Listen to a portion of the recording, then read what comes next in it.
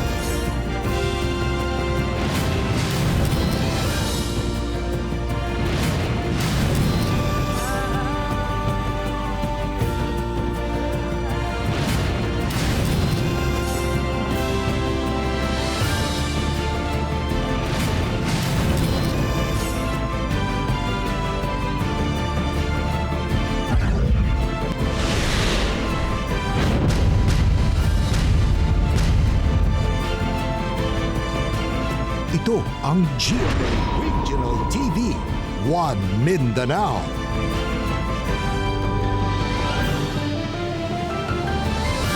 May hapon Mindanao, kini ang GMA Regional TV 1 Mindanao. Hatod namon pinakadagko og pinakulahing balita sa Mindanao. Ako si Tep Ocampo. Sara Hilomen Velasco. John D. Esteban, live gikan dinhi sa GMA Davao Complex.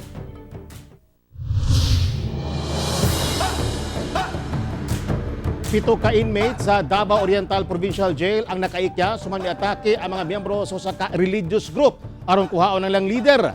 Usa sa mga miatake patay. Atong saron ang detalye sa live report ni Rial Soroche, kamanukad sa Mati City, Davao Oriental. Rial. Yestek ang maong pagpangatake planado kuno sumala sa otoridad. Gani sa pipila ka segundo lang, nadagit na sa maong grupo ang ilang leader ug napagawas sa maong prisuhan. Alas 2:40 Sabado sa hapon, gisulod sa dili moubos 20 ka mga miyembro sa pinatikan religious group ang Davao Oriental Provincial Jail. Sa kuha sa CCTV, gitunong nila ang pag-atake sa pasulod nga service sa jail facility. Dayon ginisarmahan ang mga jail guard. Sa investigasyon, tumong kuno sa pag-atake mo ang pag-rescue sa ilang leader nga si Father Cornelio Galon ug lain pang unom ka mga kaubanan. Si Galon napriso tungod sa kasong illegal possession of firearms and explosive. Pagsabay gyud noon, mao gyud nakita nako ang anak gyud sa sakyanan nga padung sulod. Nanagan na sulod ayo. Tataod pagbalik, dinaganay na pod. Dinaganay na pod. Sinabayan nila yung yung isang sasakyan na pumasok doon, yung sasakyan sa isang empleyado doon sa provincial jail. Sinabayan nila by in a split of second, napasok nila yung jail. Pipila ka segundo, nadala na sa mga misulod ang ilang leader dayon sakay sa getaway vehicle nga motorsiklo nga nagulat gawa sa pasilidad. Usa sa mga miatake nga giilang si Arnel Magdubuyan nangilog kuno og pusil ug nakigpinusilay apan naigo kini og namatay. Ang nabda namo dire dito sa unahan patay na lang ngalawas sa ilang kauban nga ilang gibilin kay murag dili na makaya nila pag dala. Sa hot pursuit operation sa kapulisan ug kasundaluhan, nadakpan ang usa sa mga suspect nga may atake nga si Silvestre Magdubuyan sa barangay Tagibo, Mati City. Ang istorya ni Father, nagpadala siya og sulat ngadto sa katawhan nga magpakuha siya kay gikapoy na sa sulod. Birthday niya ato. Birthday daw. So kamo ang sulod ato o nanamo sa sulod? Oh, ako ang gipasulod mi dito. Nga gitiunan ang post 1 ug post 2 pero dili pahilabutan. Na kung meron kayong ma-notice na mga membro ng pinatikan group na believe nakasama doon sa pag-rescue sa kanilang leader, please call our hotlines para ma-aksyonan namin. Tek sa karon naka-heightened alert ang otoridad dinhi sa probinsya sa Davao Oriental ug sa matag checkpoint nga imong maagian dinhi karon, isa-isang ginarikisa o ginatan-aw ang mga motorista nga lumalabay aron masiguro gayod nga dili makagawas dinhi sa probinsya ang mga ni-rescue ingon man ang mga 7 ka inmate nga bisibat sa maong prisuhan. Tek. Daghang salamat, Rial Soroche. Ambulansya nga naghatod og pasyente sa Southern Philippines Medical Center kalit nga gimaneho sa laing lalaki palayo sa ospital. Gingong dunay diferensya sa pangisip ang maong lalaki. Ani report ni Sheila Vergara Rubio. Samtang nagdiskarga og pasyente sa Southern Philippine Medical Center sa Bahada, Davao City ang ambulansya sa Bansalan LGU sa Davao del Sur Domingo sa hapon. Miulbo ang kasikas dihang mikalit og sulod ang usa ka lalaki ug gigawas ang ambulansya sa ospital. Gilang milusad og hot pursuit operation ang buhangin pulis. Kani gipanagiyahan sa municipality ug Bansalan o kani gigamit niya ng paghawa dito sa area. Ang Buhangin Police Station nagpahigayon og hot pursuit atong tawhana.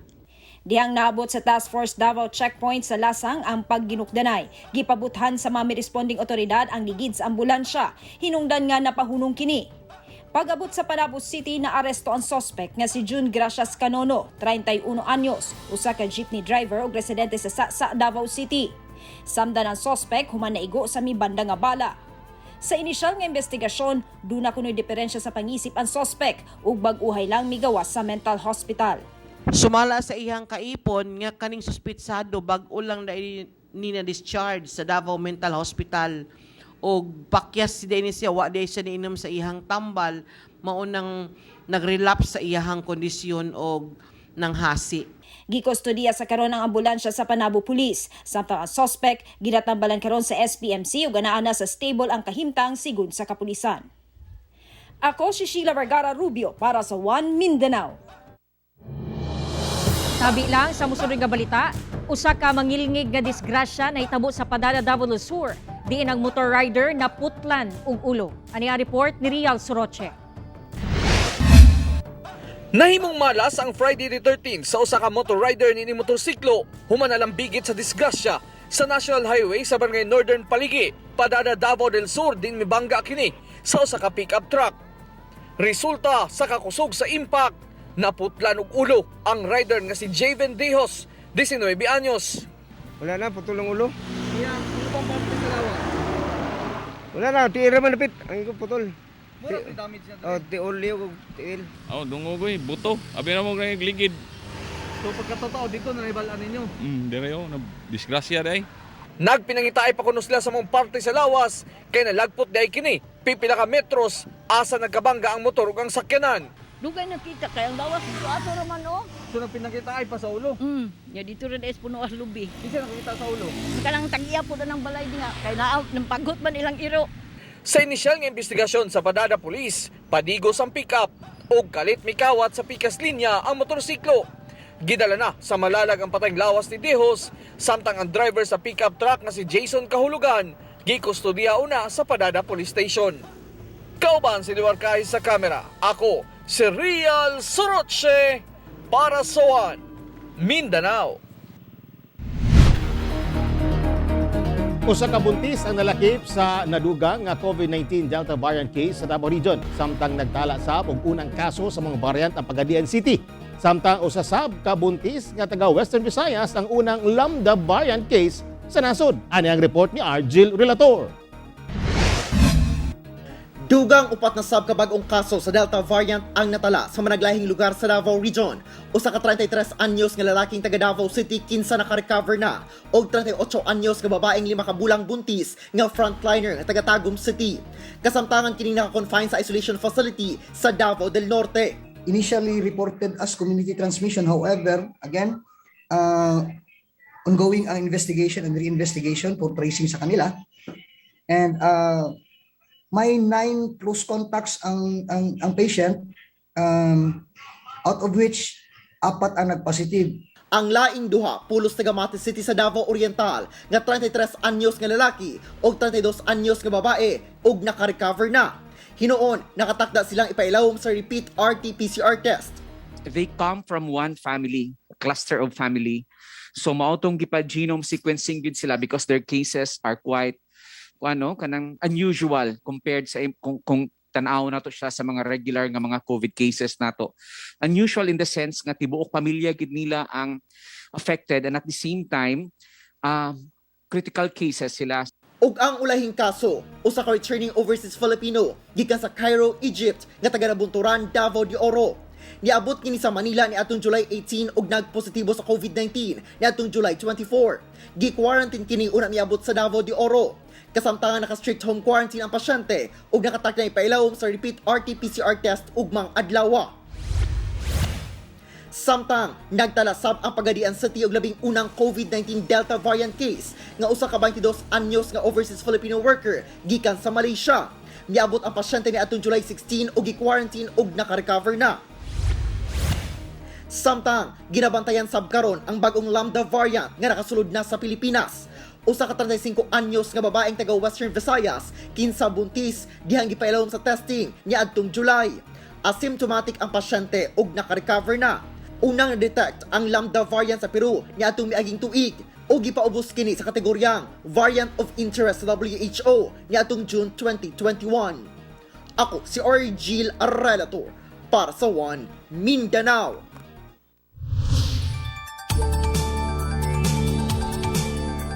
Low pressure area nga nakita sa pag-asa sa Northern Luzon walay direktang epekto sa Mindanao. Kaganina buntag anaa sa 100 kilometers west and southwest sa Sinait, Ilocos Sur ang LPA din mubo ang tsansang mahimo kining bagyo ug dili makaapekto sa panahon sa Mindanao. Easterlies ug localized thunderstorms ang nakaapekto karon sa dakong bahin sa Mindanao.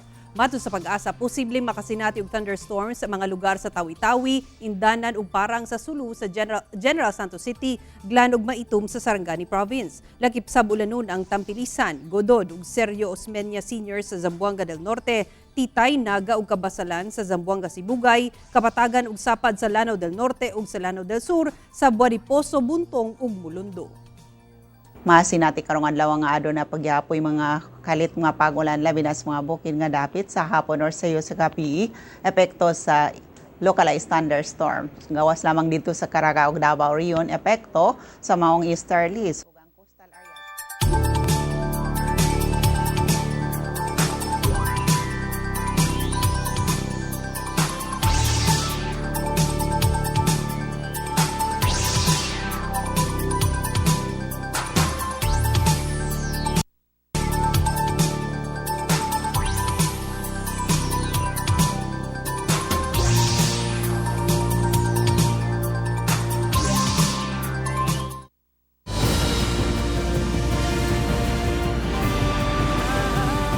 Ito ang GMA Regional TV, One Mindanao.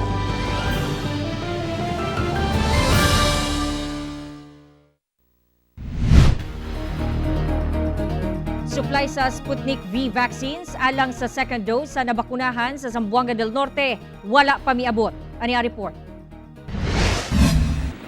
Ginahulat pa sa DOH Region 9 ang supply sa Sputnik V vaccines alang sa second dose sa mga nabakunahan sa Zamboanga del Norte. June 25 pa diha miabot ang 5,100 doses sa Sputnik V sa mong probinsya alang sa first dose. Apan kapinbula na, wala pa miabot ang dugang supply. Ginatunan na sa Food and Drug Administration ang planong vaccine mixing. Humando na kuno'y problema sa produksyon sa maong bakuna. Ginalaraw nga mamahimong gamiton ang AstraZeneca vaccine isip second dose. Sa labing unang higayon, nakadawat ang Zamboanga City og 6,600 doses sa Moderna vaccine. Samtang miabot sab ang kapin 40,000 doses sa Sinovac vaccine alang sa Zamboanga Peninsula. Sa karon kapin 800,000 doses na sa bakuna ang nadawat sa DOH Region 9. Apan hagit kuno gihapon kanila ang pagpabakuna sa senior citizens nga sa karon anaa pa lang sa halos 37% ang fully vaccinated. Kung itandi sa halos 79% sa frontliners ug halos 65% sa mga dunay comorbidities. Miabot sa Davao International Airport ang 68,800 doses sa Sinovac ug 200 doses sa AstraZeneca vaccine Domingo sa buntag. Samtang Lunes sa buntag, miabot sab ang 30,700 doses sa Moderna vaccine. Una nang miabot ang 102,960 doses sa Pfizer vaccine sa miaging semana. As of August 16, ang Davao Region nakadawat na og kapin 2 million doses sa COVID-19 vaccines. Ako si Sara Hilomen Velasco para sa One Mindanao. Karong gipailawom na sa modified ECQ ang Cagayan de Oro City, pipila ka mga establishmento na ang nangabli. Ani report ni Cyril Chavez. Sugod karong adlaw Agosto 16, gipailawom na sa Modified Enhanced Community Quarantine o MECQ ang Cagayan de Oro City. Human kini giaprobahan sa National IATF. Daghang negosyo na ang nangabli, human gisira ni atong anaa pa sa ECQ ang syudad. Dako kunong tabang ang pagbalik sa patigayon alang sa ekonomiya sa syudad. We are given the chance to lower, kanang pag-lower sa quarantine level. It's a chance for us for our economy to move. And I hope people realize that. Samtang sa Kugon Market, gibantayan pag-ayo sa mga sakop sa Kugon Police Station ang mga mamalitay sa merkado aron masigurong matuman ang health protocols sama sa saktong pagsuot og face mask ug social distancing. Sa karon, nagpabiling taas ang hospital care utilization rate sa syudad nga ana pa sa 82% as of August 13. Busa paymango sa LGU nga padayong tumano ng health protocols ilabi pa nga nagpabilin ang hulga sa COVID-19. Ako, si Cyril Chavez para sa One Mindanao.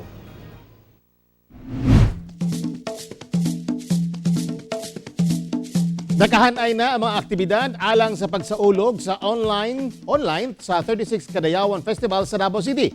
Ano ang report ni R. Jill Relator?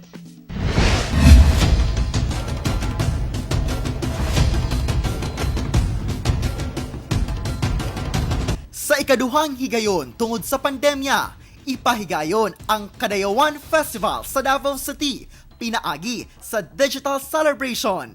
Magsugod ang tulo ka adlaw nga online kasadya karong Biyernes, August 20 sa alas 5 sa hapon, pinaagi sa opening ceremony.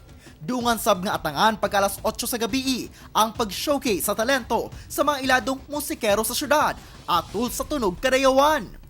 Sa August 21, alas 3 sa hapon, ang pagpasigarbo sa 11 ka-ethno-linguistic group sa syudad sa Tribo Kadayawan. Dayon pagka alas 8 sa gabi, ang Sayaw Kadayawan. Ug sundan pagka alas 9 sa online concert o pahalipay.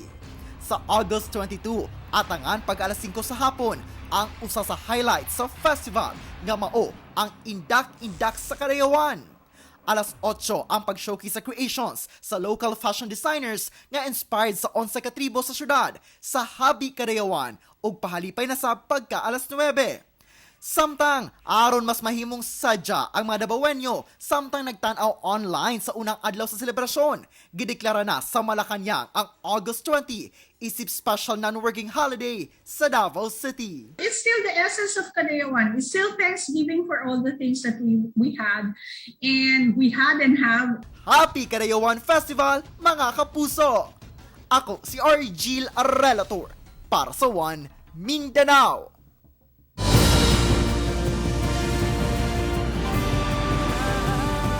Ito ang GMA Regional TV, One Mindanao.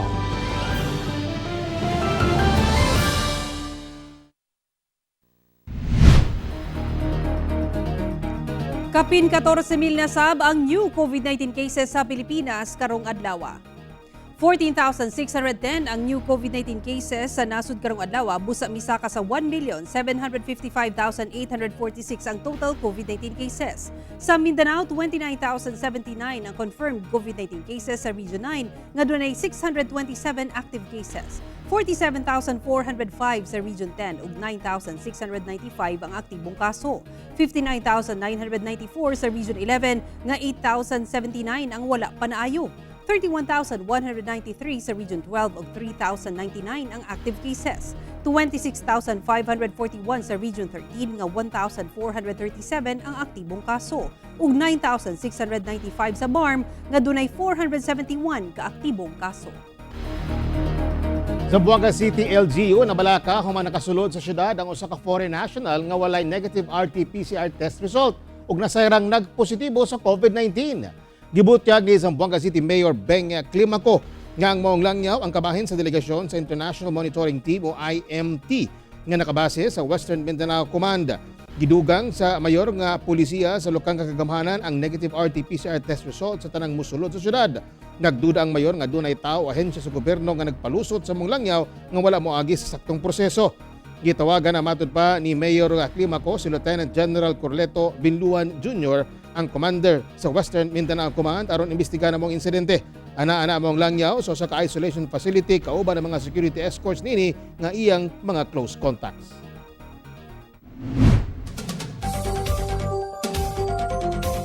Wala kapugong ang kalisod sa kinabuhi aron makahuman sa pag-eskwela ang usa ka single mom sa Kitaw-Taw Bukidnon. Ang iyang pinasahing graduation pictures kauban ang partner nakatandog sa netizens. Sayro nato sa report ni James Paulo Yap. Love conquers all.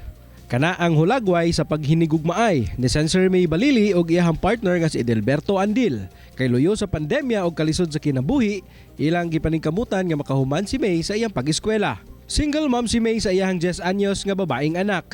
Pipila ka higayon nga misulay si May nga makahuman sa pag-eskwela apan napakyas tungod sa kalisod, labi na nga nagpa-eskwela na usab siya sa iyang anak. Nag-eskwela ko og college, first year to second year, then pag third year na ako, sir, nakanabitaw nagduha-duha ko nga makahuman ba ko og eskwela tungod kay ako ra man gud nagpa-eskwela sa akong kaugalingon.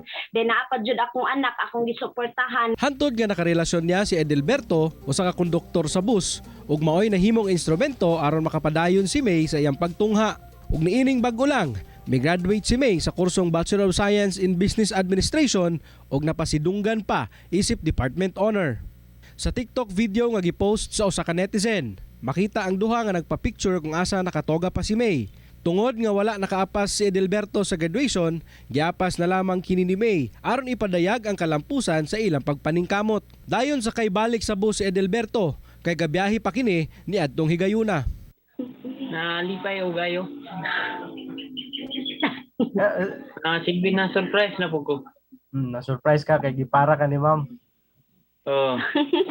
Proud na ako nga parahon sa dito para magpa-picture me kay kung unsa nga akong success, kung nakahuman man ko og eskwela is tungod pod sa iyaha kay siya manggod ang nagpa-eskwela sa kuwa. Ang ilang istorya nagpamatuod nga dili babag ang kalisod aron matuman ang pangandoy sa kinabuhi.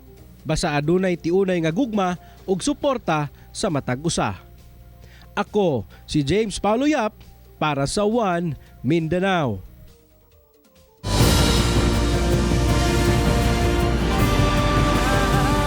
Ito ang GMA Regional TV, One Mindanao.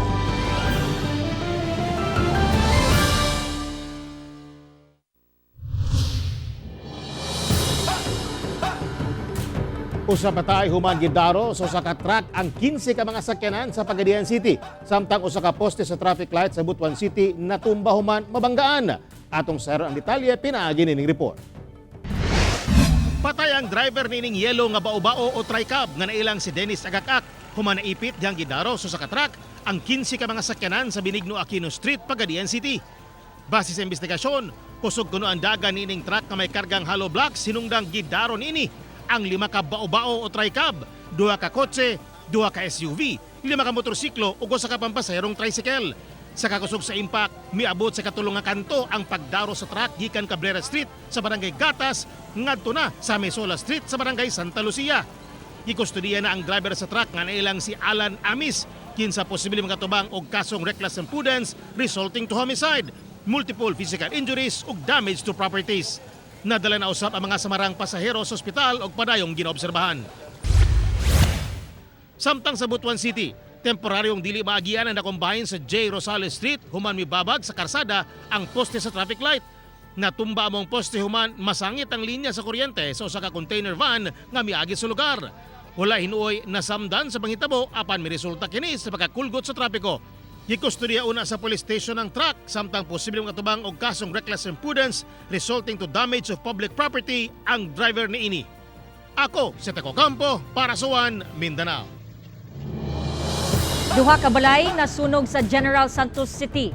Nagsugod kuno ang kalayo sa bag-ong renovate nga balay nga gipanag-iyahan ni Cristito Oriales. sa may Zone 3 Barangay Fatima, General Santos City. Sumala sa silingan ni ini nga si George Telap, duna kunoy Miss Park sa kisame sa usa ka kwarto sa Maubalay. Gisulayan pa kuno nila og palong sa ang kalayo apan kalit kuno kining midilaab og kusog tungod gama sa light materials ang balay. Mayo na lang nakagawas ang 74 anyos nga tag-iya sa balay nga nasunog. Miabot kuno sa 3 million pesos ang danyo sa insidente nga padayon pa ginaimbestigahan sa BFP. Spark sa kuryente. Direct na, seconds to play. Diretso na yun, saka sa wuling. Kisame. Gipangbansay sa tagdumala sa usa ka mall sa Davao City ang ilang mga personahe sa saktong pag-atiman sa ilang mga customer nga dunay special needs. Ani report ni Sheila Vergara Rubio. Aron mahimong mas PWD-friendly ang usa ka mall sa Lanan, Davao City, gibansay ang ilang 200 katrabahante sama sa Manpower Agency personnel, security guard ug tenants kalapot sa saktong paghandle sa mga customer nga dunay special needs. Nahimong research speaker sa training ang mga tagdumala sa Autism Society of the Philippines, Down Syndrome Association ug United Architects of the Philippines Committee. Sa maong training, mas nasabtan sa mga trabahanteng partisipante ang personalidad sa mga dunay special needs, ingon man ang sensitive language ni ini. We empower our frontliners with skills and knowledge that allows them to understand the community and to serve customers better. Gilaraw sa maong mall nga mahimong sensitibo sa panginahanglan sa ilang mga customer nga dunay special needs aron mas mahimong nindot ang kasinatian ni ini kung musulod og mall. Natutunan ko na dapat sensitibo sa bawat customer kasi may mga PWD na dapat bigyan pansin. Ako si Sheila Vergara Rubio para sa One Mindanao. Mga kapuso, way puwa sa among pagatunog balita. Bisitay ang www.gmaregionaltv.com ug mag-subscribe sa official YouTube channel sa GMA Regional TV. Busa mga kapuso, ayaw paulahi sa mga dagkong balita sa nagkadiiyang rehiyon sa nasod. Subscribe na.